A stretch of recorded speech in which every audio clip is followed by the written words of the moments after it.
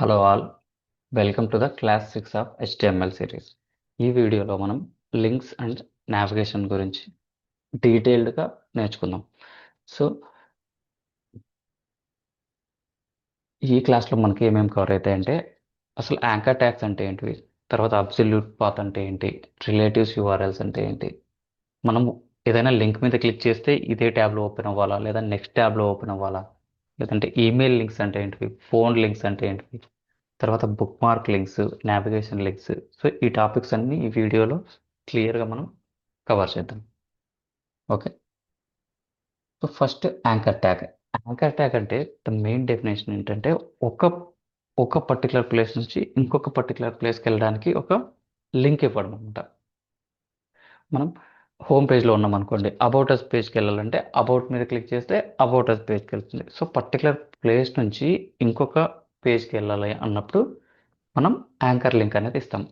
Real world సినారీలో మనం మాట్లాడుకోవాలంటే, ఒక బుక్ ఉందనుకోండి, సో మనకి ఫస్ట్లో ఏముంటుంది, మొత్తం సిలబస్ అంతా. సో ఫస్ట్ చాప్టర్ ఫస్ట్ పేజ్లో ఉంది, సో సెకండ్ చాప్టర్ 10th పేజ్లో నుంచి స్టార్ట్ అవుతుంది.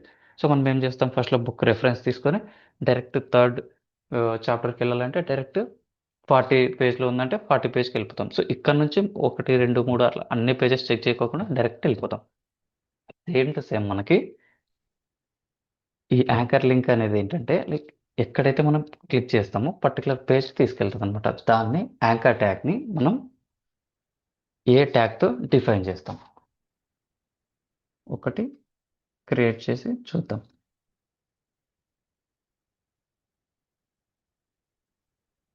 మీరు ప్రీవియస్ క్లాస్లో ఏమైనా మిస్ అయితే చూడండి. లాస్ట్ క్లాస్లో హెడ్డింగ్స్, పారాగ్రాఫ్స్ గురించి ఎక్స్ప్లెయిన్ చేసిన తర్వాత మీకు ఈ కంప్లీట్ ప్రాజెక్ట్ ఏదైతే ప్రాక్టీస్ చేసిన ఫైల్ ఉందో మీకు కింద కామెంట్లో పెడతాను, ఆ ఫోల్డర్ డౌన్లోడ్ చేసుకోండి. సో మీ విఎస్ కోడ్లో రన్ చేసినా సరే ఈచ్ అండ్ ఎవ్రీథింగ్ మనకి క్లియర్గా మీకు అర్థమవుతుంది class by class.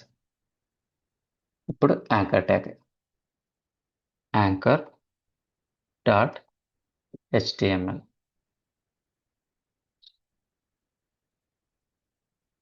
Anchor tags dot HTML మీకు ఈచ్ అండ్ ఎవ్రీ క్లాస్లో క్లియర్గా చెప్తాను. మనం హెచ్టిఎంఎల్ స్కెలెటన్ మనం రాయాలన్నప్పుడు స్టార్టింగ్ నుంచి, so doc type, HTML tag open, HTML tag ఇట్లా క్లోజ్ చేయకుండా జస్ట్ షిఫ్ట్ పట్టుకొని ఎక్స్క్లమేటరీ మార్క్ మీద క్లిక్ చేసి ట్యాబ్ క్లిక్ చేస్తే సో బేసిక్ స్కెలెటన్ వస్తుంది. సో టైటిల్లో వచ్చేసి మనం యాంకర్ ట్యాగ్స్. సో మనం ఏ ఏ పేజ్ అయితే మనం చేస్తున్నామో టైటిల్ అది డిఫైన్ చేయాలన్నమాట. ఇప్పుడు మనం ఏం చేస్తాం, ఇంకొకటి యాంకర్ ట్యాగ్ అనేది ఇన్లైన్ ఎలిమెంట్. మీరు ఇన్లైన్ ఎలిమెంట్ లేదా బ్లాక్ ఎలిమెంట్స్ గురించి ఐడియా లేకపోతే, సో ప్రీవియస్ క్లాస్లో నేను ఎక్స్ప్లెయిన్ చేసిన, please check previous classes. So మీకు ఫుల్ క్లారిటీ వస్తుందన్నమాట, బ్లాక్ ఎలిమెంట్ అంటే ఏంటి, ఇన్లైన్ ఎలిమెంట్ అంటే ఏంటి అనేది. ఓకే, సో మనం యాంకర్ ట్యాగ్ ఎట్లా రాస్తామంటే, ఏ అని పెట్టి ఏ అనే ట్యాగ్ క్లోజ్ చేస్తాం. సో మనం తర్వాత